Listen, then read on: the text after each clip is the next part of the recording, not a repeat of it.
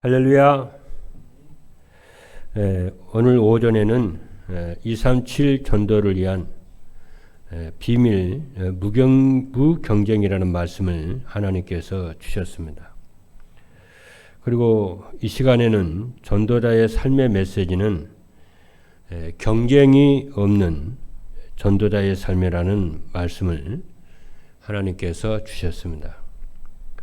이 두 말씀을 하나로 정리하면은 237 전도가 되려면은 경쟁하지 않아야 하는데 전도자의 삶을 살면은 경쟁할 이유가 없다는 것입니다. 그러면은 237 전도를 위한 비밀 무경쟁은 무엇인가요? 하나님이 주신 힘으로 사는 것입니다. 헤븐리 파워입니다. 둘째는 하나님이 주신 달란트로 사는 것입니다. 헤븐리 탤런트입니다. 세 번째는 하나님이 주신 미션을 따라서 사는 것입니다. 헤븐리 미션입니다. 그러면은 무경쟁으로 237 전도의 축복을 누리려면은 어떻게 해야 할까요? 오직 유일성 재창조의 축복을 누리며 사는 것입니다. 그리고 갈보리산 언약과 감난산 미션과 마가다락방의 응답을 받아 누리는 것입니다. 그리고 393 기도가 각인 뿌리 체질로 바꾸고 인생 작품을 남기는 것입니다. 무경쟁으로 237 전도의 축복을 누리면 어떻게 되겠습니까? 세상에 부러운 사람이 없는 행복한 사람이 됩니다. 그리고 자기 24시 기도와 25시 응답과 영원한 축복을 받아 누리게 되고 237 나라와 5톤 종족 살릴 시스템이 만들어집니다. 오늘 이 시간에 전도자의 삶은 경쟁이 필요 없는 전도자의 삶입니다. 첫 번째입니다. 경쟁이 필요 없는 전도자의 삶은 무엇입니까? 첫 번째입니다. 전도자의 삶이란 하나님의 절대 주권과 영적 사실을 믿고 사는 것입니다. 그러면은 하나님의 절대 주권이란 무엇이냐면은 하나님의 절대 주권이란 창조주 하나님만이 가질 수 있는 특권으로서 아무도 막을 수 없고 거역할 수 없는 것입니다. 그리고 전도자의 삶이란 절대 주권을 가지고 만물을 다스리시는 하나님을 살아계심을 믿고 사는 것입니다. 왜냐하면은 로마서 11장 36절에 있는 말씀을 보니까 만물이 주에게서 나오고 주로 말미암고 주에게로 돌아가미라. 그에게 영광이 세세에 있으리로다 그랬습니다. 이렇게 하나님의 절대 주권을 믿고 사는 사람은 다른 사람과 경쟁할 이유가 없는 것입니다. 왜냐하면 하나님의 절대 주권 속에 있기 때문에 그렇습니다. 그리고 하나님의 절대 계획은 237 전도의 인생의 방향을 맞추고 살면은 경쟁할 이유가 없습니다. 왜냐하면은 하나님은 모든 사람이 구원을 받으며 진리를 아는데 이르기를 원하시기 때문에 그렇습니다. 디모데전서 2장 4절입니다.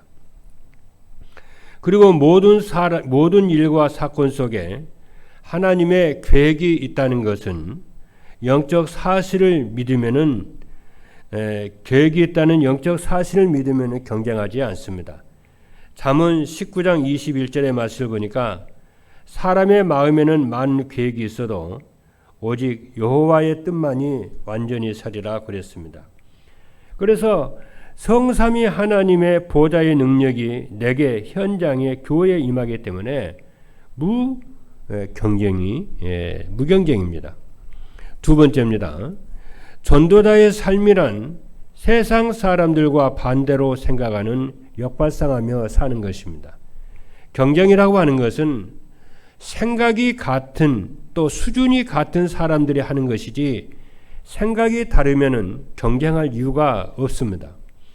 그래서 전도자의 삶을 살면은 경쟁할 이유가 없어집니다. 왜냐하면은 예배 시간에 받은 강단 말씀을 따라서 살면은 세상 사람들의 생각이 잘못된 사실이 보이기 때문에 그렇습니다. 창세기 6장 5절의 말씀을 보니까 여호와께서 사람의 죄악이 세상에 가득함과 그 마음으로 생각하는 모든 계획이 항상 악할 뿐임을 보시고 그랬습니다. 그리고 강단 말씀을 따라 살면은 사람들이 좋아하는 모든 것이 허망해 보이기 때문에 그렇습니다. 야고보서 1장 9절로 11절의 말씀을 보니까 낮은 형제는 자기의 높음을 자랑하고 부한 형제는 자기의 낮아짐을 자랑할지니 이는 풀의 꽃과 같이 지나감이라. 해가 돋고 뜨거운 바람이 불어 풀을 말리면 꽃은 떨어져 그 모양의 아름다움이 없어지나니 부한 자도 그 행하는 일에 이와 같이 세잔하리라 그랬습니다. 그리고 강단 말씀을 따라 살면은 하나님 나라의 상급을 바라보며 살기 때문에 그랬습니다. 세 번째입니다. 전도자의 삶이란 서로 협력하고 원내수 되도록 시너지가 되는 것입니다. 왜냐하면은 말씀을 따라 살면은 사단의 올무에 걸려 서로 경쟁하며 갈등하며 살아가는 사람들이 보이기 때문에 그렇습니다. 그러면은 사단의 올무는 무엇이냐면은 하나님을 떠나 자기 중심, 물질 중심, 성공 중심으로 살도록 하는 것입니다.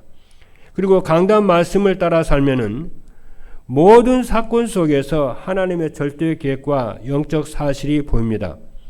하나님의 절대 계획은 무엇이냐면은 하나님의 절대 계획은 237 나라와 5천 종족에게 복음이 증거되는 것입니다. 마태복음 24장 14절의 말씀을 보니까 이 천국 복음이 모든 민족에게 증언되기 위하여 온 세상에 전파되리니 그제야 끝이 오리라고 했습니다. 그리고 영적인 사실은 절대 주권과 절대의 계획을 가지고 만물을 다스리시는 하나님이 항상 우리와 함께 하시며 인도하심을 믿고 사는 것입니다. 그리고 말씀을 따라서 살면은 자기 중심의 삶에서 다른 사람을 배려하는 삶으로 바뀌게 됩니다. 왜냐하면은 무엇이든지 남에게 대접을 받고자 하는 대로 너희도 남을 대접하라. 이것이 율법이요 선지자지나. 마태복음 7장 12절에 말씀을 하고 있습니다. 두 번째입니다. 경쟁이 필요 없는 전도자의 삶을 살려면 어떻게 하는가? 첫 번째입니다.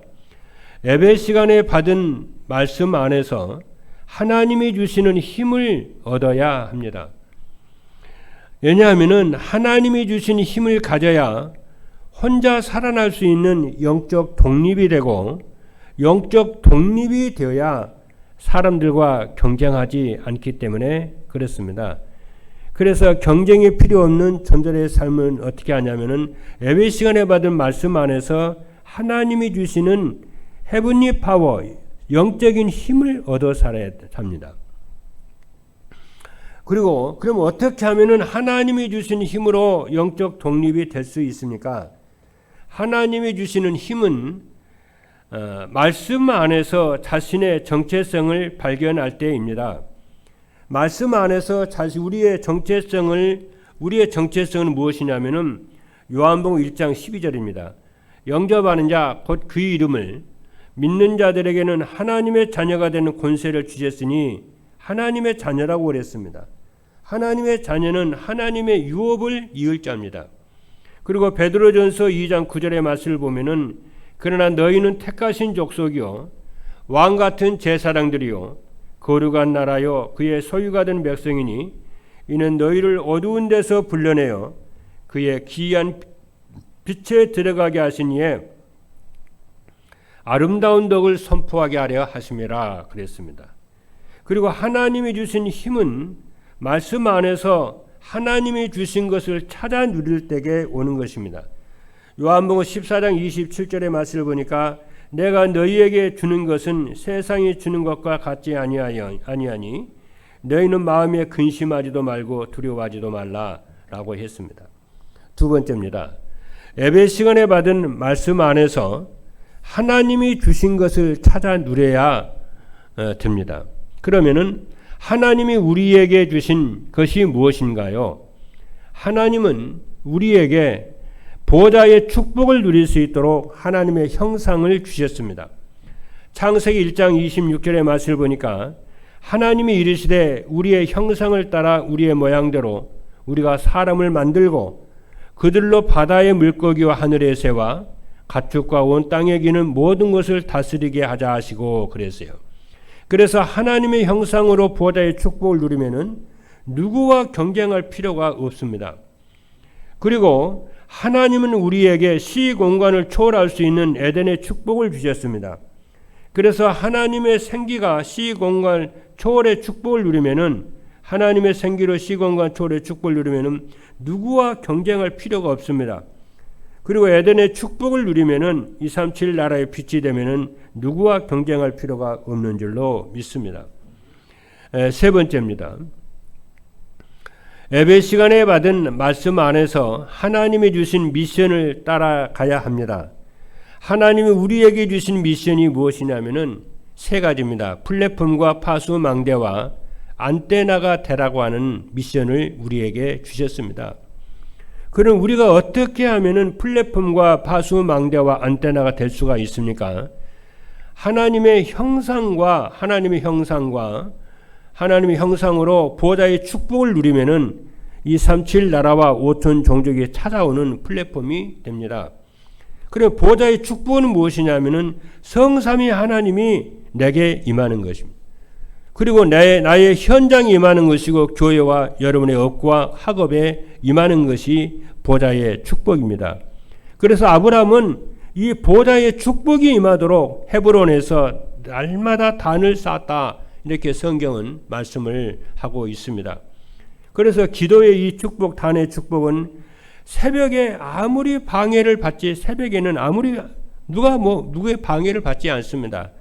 그래서 사랑하는 성도 여러분들이 이 새벽에 하나님의 보좌의 축복으로 누리시는 이 축복을 여러분이 누리시길 바라고, 저녁에는 집중하여 기도하시는 이 축복이 이 서밋 타임의 축복을 갖는, 또 서밋의 자세를 갖는 여러분 되기를 주님의 이름으로 축복합니다.